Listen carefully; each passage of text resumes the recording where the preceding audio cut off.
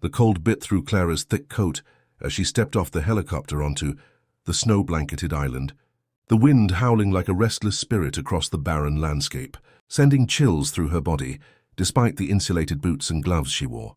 She hugged her medical bag close, her mind focused on the team she was about to meet, the government having selected only the brightest minds for this isolated research project, and as the chief doctor, she was the first on the ground, responsible for everyone's health and safety. Clara inhaled, letting the crisp Alaskan air fill her lungs. This place was nothing like the bustling streets of her childhood neighborhood, where she had grown up in the heart of the city, watching her father struggle to give her a life worth more than survival. But she had survived and thrived, worked hard, become one of the top doctors in her field, and refused to let anyone define her worth again. The team had yet to arrive in full, and she was busy inspecting the temporary labs and living quarters when the sound of heavy footsteps on the snow drew her attention. She looked up and froze. Demi. The memory hit her like a punch. Deep brown eyes, sharp and calculating, now framed by a rugged, handsome face that had grown older, more sophisticated but somehow just as infuriating. Broad shoulders filled the doorway as he approached, the kind of presence that had once dominated classrooms and hallways alike. He was wearing a thick parka, his hands tucked into gloves, but there was no hiding the familiar arrogance that had haunted her teenage years. Clara's stomach churned. Long time didn't begin to cover the years she had endured his teasing, the humiliation, the relentless mockery that had made her feel small in her own skin. She remembered the whispers behind her back, the cruel jokes in the cafeteria, the way he had made her shrink, make herself invisible, and yet here he was, taller, broader, undeniably attractive, trying to act like nothing had happened. She adjusted her bag, creating a barrier between them, and said coolly that she saw the government didn't waste time recruiting the golden boy of their neighborhood. He flinched ever so slightly at the jab, but masked it quickly with a smile, admitting he had been a jerk back then and that he had changed. Clara's eyes narrowed, asking if she was supposed to believe that because he was now a degree-holding engineer, and he chuckled softly, almost nervously, claiming that life had a way of humbling you. Clara turned her gaze to the frozen landscape, forcing herself to remain calm, reminding herself she wasn't here for nostalgia or old wounds to reopen, but to work and ensure the health of everyone on the isolated project. Yet memories she had carefully locked away crept through her mind. The hallway where he had called her names in front of everyone, the cafeteria tables where laughter had pierced her heart, the tears she had hidden when walking home alone. Her father's words echoed in her head. Self-love. Clara, always remember your worth. No one can define you unless you let them. Taking a deep breath, she forced a polite smile, telling him she was the doctor here, and he would be under her supervision, that her rules didn't change just because he was charming. Demi's smile widened, a flicker of something genuine passing through his eyes, as he claimed he wouldn't have it any other way, and that he had never been one to disobey a professional, especially not someone like her. She ignored the flinch his compliment caused in her chest, and led the way to the main research cabin, her boots crunching against the snow. Inside, the warmth hit her instantly, and she set down her bag, beginning her rounds of inspection, though her mind kept wandering to Demi, the golden boy who had made her teenage years unbearable, now standing just a few feet away, trying to act like they were equals. The team slowly trickled in, other engineers and scientists bringing equipment, laptops and enough supplies to survive weeks on the island. Clara greeted each of them professionally, noting their names, backgrounds, and health concerns. Demi was among the last to settle, helping to organize the lab equipment with practiced efficiency, moving with a competence that demanded respect, and she begrudgingly admitted he had become a remarkable engineer. Yet old habits die hard, and every once in a while, Demi's gaze lingered on her longer than necessary, and she caught him studying her like he remembered every detail from their past. Her pulse quickened despite herself, and she forced her mind back to the present, reminding herself he may have changed, but she wasn't about to forget the person he had been. He walked toward her carrying a stack of medical supplies, saying he wanted to apologize properly, that he didn't expect forgiveness but needed to say it. She didn't respond immediately, studying the way the light caught his hair, the strong line of his jaw, the broadness of his shoulders, sensing the sincerity in his voice, and a small part of her felt the old butterflies she thought had disappeared forever. She admitted she didn't know what to say, having spent a long time being angry at him, and perhaps still allowed to be. He nodded, his expression somber, claiming he deserved that, but that he regretted every cruel thing he did. Wasn't brave enough to see the consequences of his actions then, but had grown, changed, and would spend the rest of his life making up for it if she would let him. Clara's chest tightened as his words pressed against her heart like a storm on the horizon. She told him actions spoke louder than words, and if he wanted her to believe him, he'd have to prove it, not just to her but to himself. And he smiled faintly, promising he could and would do that. The hours passed quickly as the team settled in, checking equipment, setting up labs, and familiarizing themselves with the harsh environment. Clara moved from station to station, making sure everyone was healthy and properly prepared for the isolation.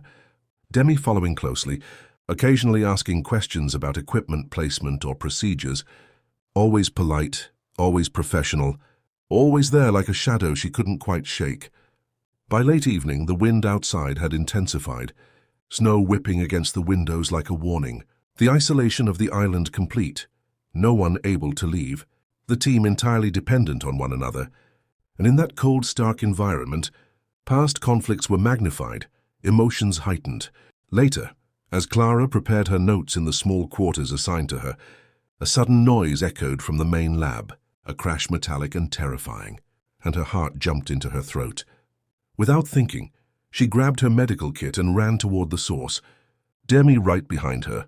Inside, one of the engineers had tripped over cables, sending equipment crashing down, sparks flying from a device left plugged in. And Demi was already there, stabilizing the situation with quick hands and sharp commands. Clara joined, checking the engineer's pulse and ensuring he wasn't injured. For a brief moment, their eyes met across the chaos, tension and a spark mingling. A recognition that despite the years and the pain, they were here alive and standing together, and in that frozen, isolated corner of the world, the seed of something new, something fragile began to take root. When the night finally fell, Clara returned to her quarters exhausted, unable to stop replaying Demi's apology, the flicker of genuine change in his eyes, and the echo of old wounds, knowing the next days would test her patience, her professionalism, and perhaps her heart. Outside, the wind continued to howl, snow swirling in white torrents against the darkness, and somewhere deep inside, Clara felt a shiver that had nothing to do with the cold, a prelude of the storm, passion, and heartbreak yet to come. The morning sun barely pierced the thick layer of clouds, hanging low over the frozen island. Clara pulled her coat tighter around her shoulders, her breath fogging in the frigid air. The lab quiet for the moment, the team busy with individual tasks, but the tension between her and Demi simmered beneath the surface like an unseen current. She couldn't ignore him, he had changed. He moved differently now, calculated, confident, professional. But every so often, when he smiled too easily or caught her off guard with a thoughtful question, she felt that old complicated flutter in her chest, scolding herself silently. He was the boy who made my life miserable. He does not get a second chance. But it was impossible to erase the past entirely. Demi was across the lab, calibrating a piece of equipment with precise fluid motions, catching her gaze and tilting his head slightly, as if asking permission to speak. And Clara narrowed her eyes and returned to her work. She had medical charts to review, blood supplies to check, and protocols to enforce. She didn't have time or emotional energy to play the old games of their teenage years. She looked up, catching the concern in his eyes. He wasn't mocking, teasing or belittling. He genuinely cared, and she clenched her jaw, explaining she was tense because this was serious work. People's lives depended on it, and unlike some engineers, she actually cared about the rules. He laughed quietly, a warm sound that made her chest tighten, offering to help her unwind professionally, and she sighed, forcing herself to smile. Professional, that's the word. Keep it professional, insisting she didn't need help, and that he should focus on his own tasks. He leaned slightly closer, suggesting he also needed to make sure the doctor on the island didn't collapse from overwork, and she felt heat rise to her cheeks. his teasing light almost playful, and for some reason she hated that it affected her, turning away to busy herself with charts and vials. The day stretched on, each passing hour amplifying both tension and curiosity.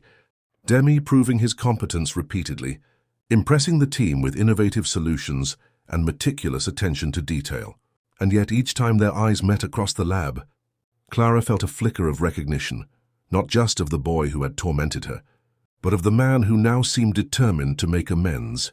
During lunch, the team gathered in the small mess hall, the warmth a welcome contrast to the harsh outside, and Demi pulled out a chair next to Clara, and she stiffened instinctively, claiming the seat was occupied, and he chuckled softly, sitting across instead, insisting he was just trying to keep things civil. She studied him silently, noticing the faint lines at the corner of his eyes, the way his hands moved when he spoke, the calm steadiness in his tone, realizing he was no longer the reckless, arrogant boy from high school. But the memories of his cruelty lingered like a shadow. She admitted quietly that he had changed a lot, almost to herself, and he said he hoped so, looking at her with something almost vulnerable in his eyes, confessing he needed to, that life taught him painfully, and he regretted how he had treated her. Her throat tightened at his words, regret. He regrets it. But words alone weren't enough. Actions mattered, and she said he would have to prove it. Her voice firm but quieter than before, and he nodded solemnly, promising he would. The next few days were grueling, the team facing harsh weather conditions, equipment failures, and the logistical nightmares of working on an isolated island. And through it all, Clara and Demi were forced to rely on each other, more than either liked to admit.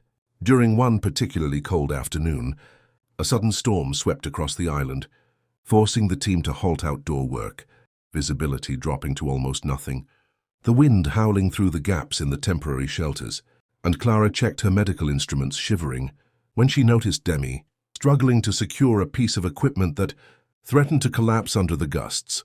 Without thinking, she rushed to help him, gripping the structure alongside him, shouting, "Hold it steady," over the roar of the wind. And he glanced at her, surprise flickering across his features, yelling back that she was insane, and a small, exhilarated smile broke through. She shot back. He wasn't exactly sane himself, heart pounding. Together they stabilized the equipment, hands brushing accidentally, the warmth of human contact cutting through the cold and tension, Demi's hand lingering slightly longer than necessary, and Clara felt a strange, almost guilty warmth in her chest.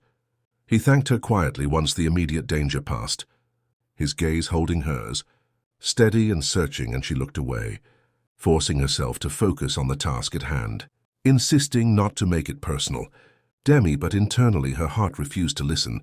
That night the storm raged on, and Clara sat in her quarters, reviewing team health reports when a knock at her door startled her, opening it to find Demi standing there, his hair damp, cheeks flushed from the cold, politely asking if he may come in. She hesitated. Inviting him in felt dangerous, but there was something in his eyes, earnest, respectful and open, that made her nod.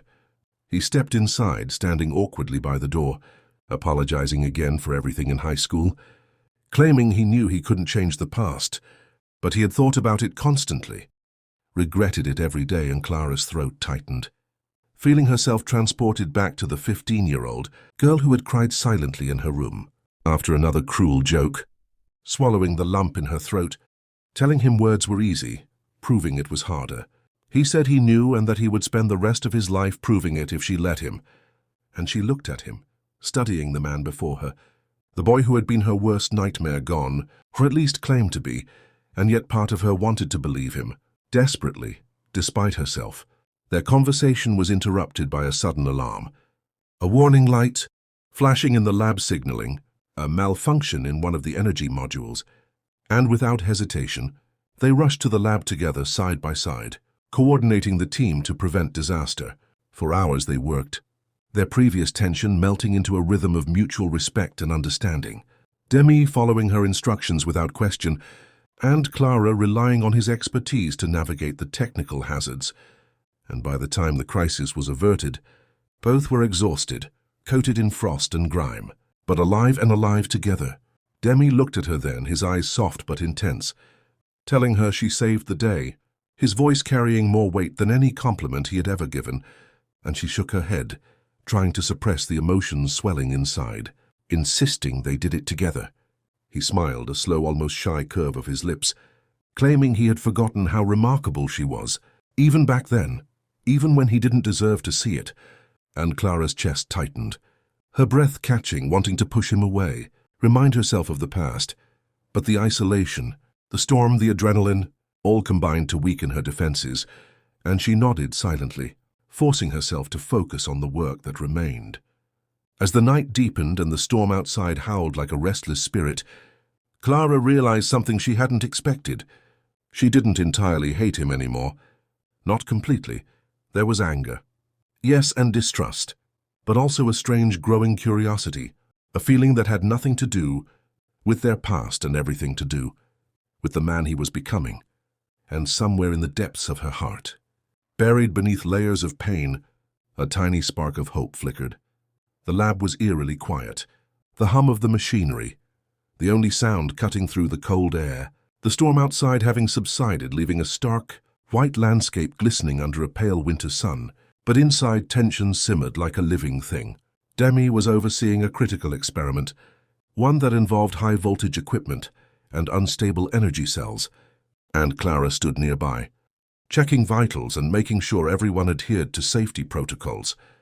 Confident in the team, confident in the man who once had haunted her teenage years, but confidence didn't erase the anxiety that tightened her chest every time.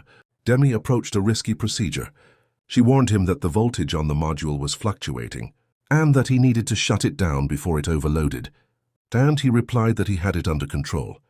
His tone measured, but she noticed the tension in his jaw, the slight tremor in his hands. Something went wrong almost instantly. A sharp spark leapt from the module, arcing violently across the lab, the force throwing Demi back into a nearby console, and he collapsed to the ground, his body limp. Panic exploded in Clara's chest as she sprinted to his side, checking his pulse weak and erratic, his breathing shallow, a thin line of blood trickling from the corner of his mouth. The other team members frozen, unsure what to do when Clara took command, barking instructions, calling for the medevac team, and preparing a transfusion kit immediately. But when she checked his blood type against the supplies on hand, her heart sank. None of the stored blood matched, his rare type incompatible with what was available, every second counting. Every moment Demi's heart beat irregularly, another second closer to disaster. She swallowed hard, forcing her fear aside, her mind racing through options, calculating risks and probabilities, until a single, impossible solution crystallized: her own blood. Clara knew the dangers. She could collapse, suffer severe reactions or worse, but the alternative was certain death for Demi. And looking down at his pale, unconscious face, she felt an unexpected, fierce surge of protectiveness. This was no longer the boy who had tormented her. This was a man she had begun to see, truly see, and a man she could not lose. She whispered she would do it, and the other doctors protested immediately, claiming it was too dangerous. But she said she didn't have a choice. If they waited, he would die. She was the only option. Hands shook slightly as she prepared the transfusion, cleaning the IV line and readying her blood, Demi's unconscious body lying before her, so still and vulnerable that a pang of emotion hit her unexpectedly. He trusted her, even now helpless, and it was her who must save him. As the first drop of her blood entered his veins, Clara held her breath, her own body trembling with the strain, sweat beading on her forehead despite the cold. But she refused to falter, whispering softly, more to calm herself than him, that she forgave him. She forgave all of it, everything. She had always forgiven him. Her words floating into the sterile air, barely audible over the soft beep of monitors and the rush of blood through the IV, repeating the words in a quiet chant, as if the act of forgiveness itself might give him strength. I forgive you, I forgive you, I forgive you. Time blurred, minutes stretched into hours, the tension unbearable. Demi's body convulsing slightly as her blood coursed through him, Clara fighting the rising panic threatening to overtake her. But slowly, miraculously, his heartbeat stabilized, the monitors ticking steadily, color beginning to return to his face. Tears welled in Clara's eyes unbidden. She had saved him against the odds. But more than that, she had given something deeper: trust, forgiveness, and perhaps a chance at love neither had anticipated. Finally slumping into the chair beside his bed, exhausted, her hand still clasped over his, murmuring that he was going to be okay, her forehead resting lightly against his.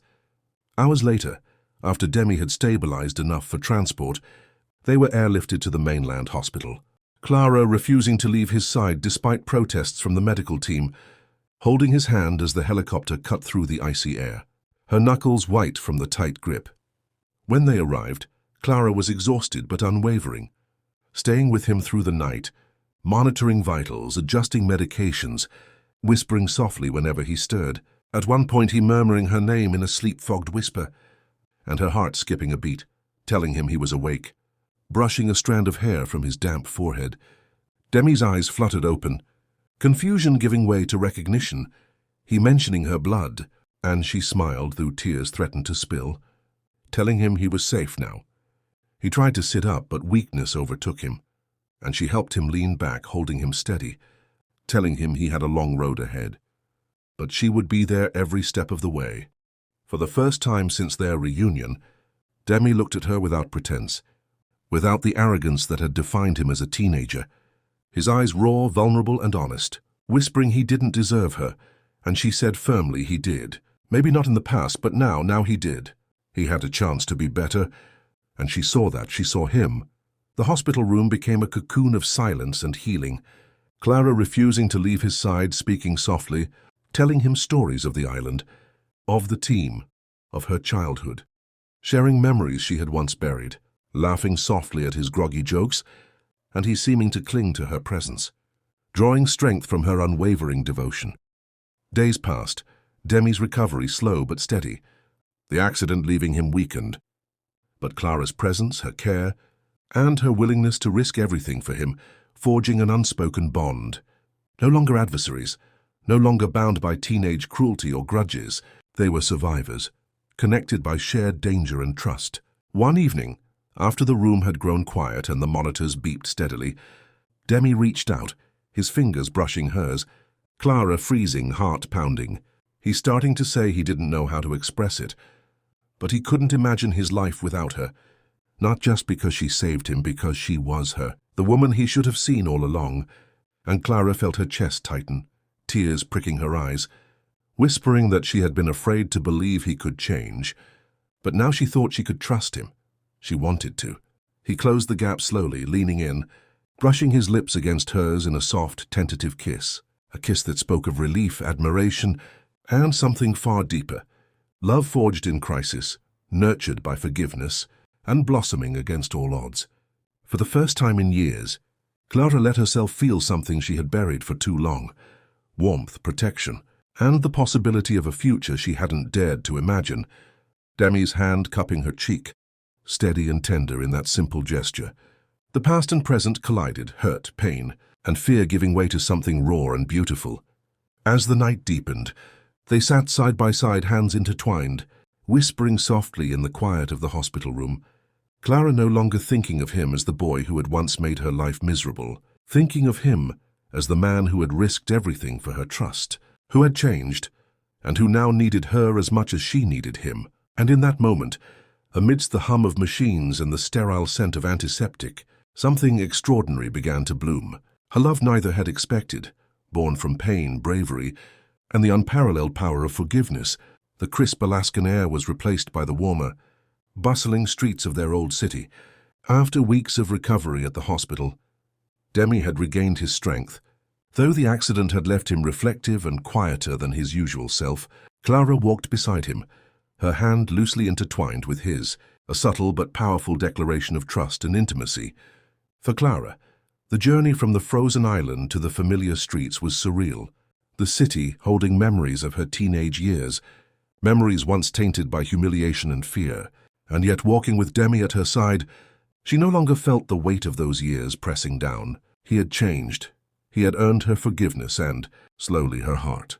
Their reunion with society coincided with the school's annual alumni gathering, both having received invitations, though Clara hesitated until Demi, with quiet insistence, convinced her, assuring her it was just a reunion, no expectations, just them, and maybe a little fun, and she hesitated. memories of high school flooding her mind.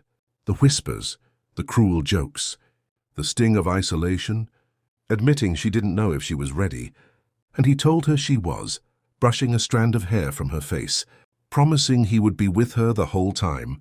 No one allowed to hurt her now, not physically, not emotionally. On the night of the reunion, Clara stepped into the decorated hall, her black gown hugging her curves gracefully, her long wavy hair cascading over her shoulders, the room buzzing with laughter, old acquaintances sharing memories, and the soft glow of chandeliers casting warmth over the gathering.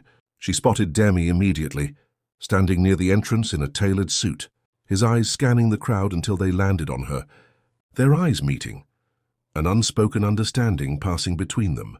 The boy who had tormented her in high school, replaced by a man whose devotion and courage had earned her heart. As they mingled, old friends approached, commenting on their success and mutual accomplishments, Demi introducing Clara with pride, emphasizing her brilliance and strength, every word, every gesture highlighting how far they had come. Not just as individuals, but together. The night unfolded with a blend of nostalgia and celebration, Clara laughing more freely than she had in years, feeling the warmth of connection, realizing she was no longer the girl who had been afraid to walk the streets of her own neighborhood. She was confident, powerful, and loved. When the moment came for the crowning of the reunion king and queen, a playful tradition, celebrating alumni achievements and popularity, Demi's hand found hers under the table, giving a subtle squeeze of reassurance. Clara's heart thumping wildly. She hadn't expected this night to feel so intimate, so affirming, the host calling their names, announcing Demi Harrington and Clara Clinton as king and queen, the applause thunderous, Demi stepping forward first, offering his hand to Clara, she taking it, and together they walked to the center of the stage, Demi's eyes never leaving hers, a silent promise in every glance. Then, with the spotlight on them and the crowd holding its breath, Demi knelt on one knee, producing a simple yet elegant ring that glimmered under the chandelier lights. Clara's breath catching as he began, speaking of a past filled with mistakes, pain and lessons he could never forget, admitting he was once a boy who hurt her, who failed to see her worth, but through courage, love, and her unwavering strength, he had learned to truly see someone, to honor them and to love them, lifting the ring slightly, hand steady despite the intensity of the moment, promising he could not change the past. But he would spend the rest of his life cherishing her, protecting her and standing by her side, asking Clara Clinton to marry him. Time seemed to stop, Clara's eyes glistening with tears she had held back for so long.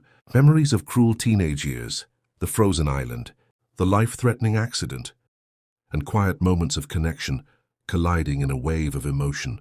And she whispered yes, her voice trembling but certain. Yes, Demi, she would marry him.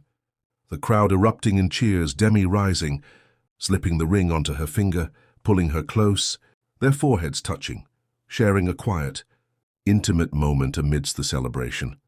He murmured he had loved her through every step of the journey, even when he didn't deserve it, and Clara smiled through tears, feeling the depth of her emotions, the healing of old wounds, and the strength of a love forged in adversity, admitting softly that she had loved him, not the boy he was, but the man he had become, the man who risks everything to protect her, to trust her, to be with her. For the rest of the night, they celebrated not just their crowning as king and queen, but the triumph of love over past pain, cruelty, and fear. Friends and former classmates marveling at the transformation, at the couple who had emerged stronger, wiser and undeniably in love. Later, when the crowd had thinned, Demi and Clara walked hand in hand outside, the cool night air a gentle contrast to the warmth of their hearts. The stars sparkling above, mirrored by the city lights below. Demi stopping, turning to face her, cupping her face in his hands, promising every day he would choose her, in all things big and small. She was his life, his heart, his everything, and Clara's chest tightening, leaning into his touch, promising in return that she would choose him every day, having forgiven the past, and ready for everything the future held with him. He smiled, pressing his lips to hers in a kiss both gentle and possessive, a promise of a lifetime of love, protection, and devotion, the city around them fading into insignificance, leaving only the two of them, bound by trust, respect, and an extraordinary love that had grown from the ashes of pain. As they walked back toward the hotel hand in hand, Clara reflected on their journey. The girl who had once felt powerless and invisible, now a woman who had reclaimed her life, her heart and her happiness, and the boy who had once caused her so much pain, now the man who would stand beside her, partner and protector for the rest of their lives. The reunion night ending not just with cheers and applause, but with a profound truth. Love had the power to heal, to transform and to redeem. And for Clara and Demi, it had done all of that and more.